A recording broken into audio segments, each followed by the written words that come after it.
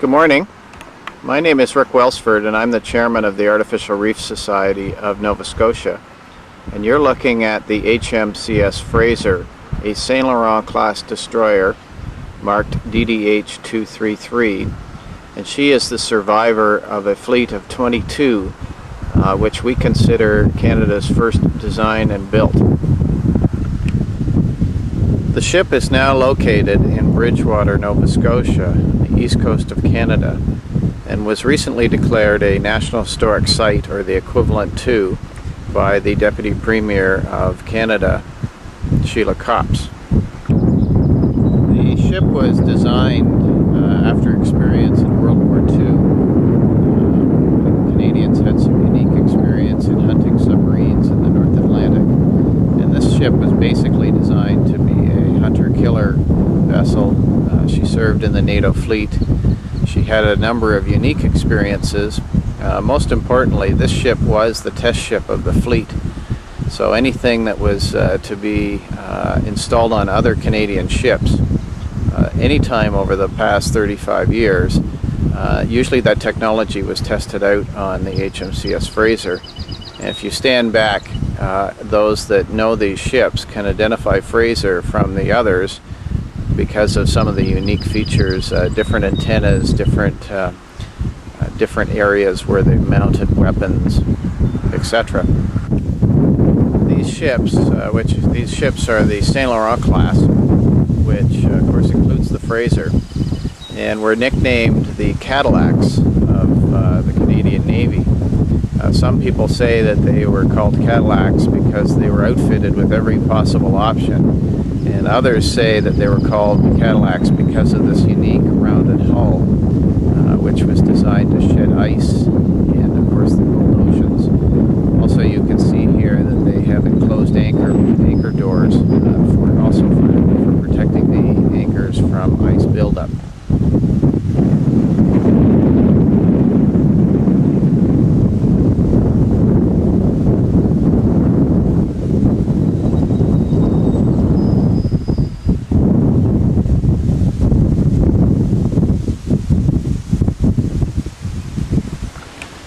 The Fraser was built in the mid-50s and launched on the west coast of Canada. She is said to have been the only Canadian ship to have participated in an experimental nuclear blast testing along with the American Navy in the Pacific. I believe the island was something called Willy Willy or somewhere close to that.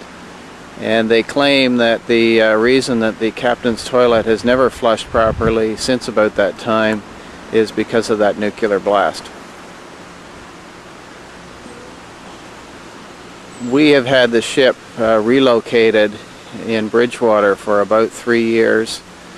She was paid off or decommissioned in American terms in 1994.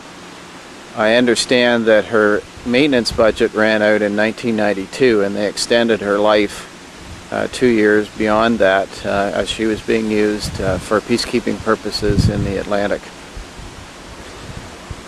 These ships are very well known in the NATO fleet because they were the first what they consider small ships, a destroyer being a small ship, which actually carried a full-size helicopter, and that's the helicopter hangar that we're looking at and the deck behind it. These ships carried a single Sea King helicopter, and it's that helicopter that became the most offensive weapon, extending the range of the ship from say 12 or 20 miles to 200 miles. The ship is now owned by the Artificial Reef Society of Nova Scotia, as is the surrounding port. We have 1,100 feet of water frontage here and both sides of the river. We're just a little less than a kilometer down from the main part of town, and as you can see, we actually have a fairly secure area with a couple acres of pavement adjacent to the ship. You'll see roughly where we are to town as you see off in the horizon there, beyond the poles, I'm sorry. You'll see some of the buildings and a mall, and Bridgewater, the town of Bridgewater, is really the center of the South Shore, so things like banking and FedEx and delivery and things like that all come fairly easily in Bridgewater. Just before we go on board, I thought I'd give you an idea of the helicopter hangar. It's quite large. It seems small from here, but it's quite large. A Sea King helicopter is one of the largest shipborne helicopters that you find.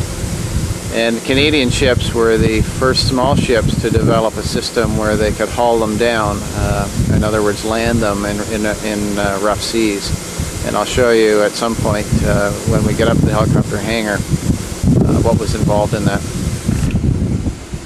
Although it's not totally out of the question, the ship is really not set up to go back to sea. And as you can see, we have various devices for getting aboard. The wooden stand is called the brow stand, and we have a small gangway across. The gangway is not here at the moment, but isn't very hard to relocate. And then as you can see here, we have a large gangway that goes directly up the ship, and it's a bit easier for wheeling it from one off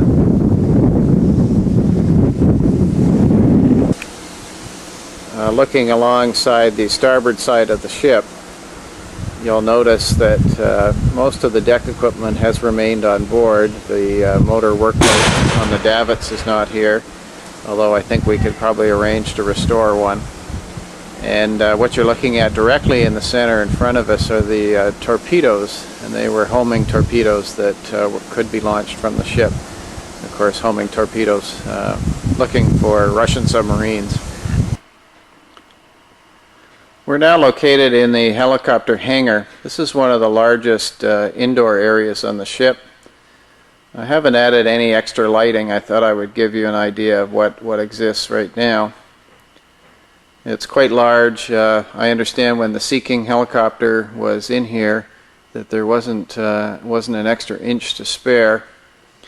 You'll see most of the cabinets and things that were part of the storage system for the helicopter hangar have all remained. Well, we're a little bit messy because we use this area for receptions, and the Sea Cadets are in here quite often. I think that the area could be straightened out pretty quickly and would be a fun area to use. Hopefully there's enough light for you to get an idea of the complexity of the ship. This is something called the incident board, and shows how each compartment relates to the other. If I'm really smart today, I'll get a copy of the incident board and send it along, so that if you have questions, and you can ask me by telephone, and we know what compartment we're talking about.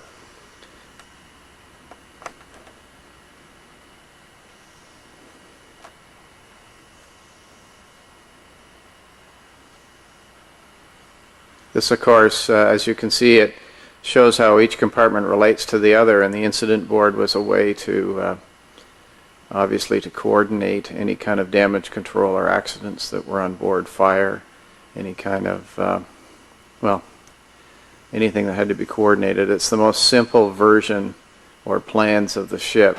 The as-built plans are also available,